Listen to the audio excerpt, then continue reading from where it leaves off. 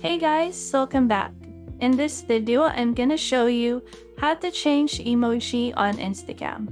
So let's get started. Firstly, open up your Instagram and at the top right corner of your screen, click the paper airplane icon and that will lead you to your DMs.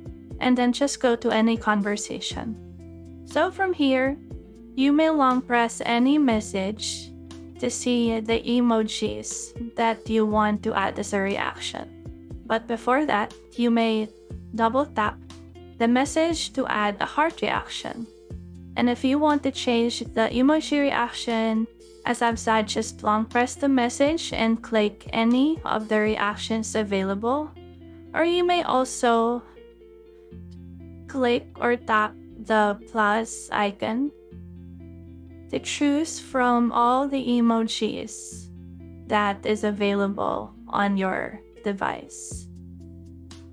So let me just choose this as an example.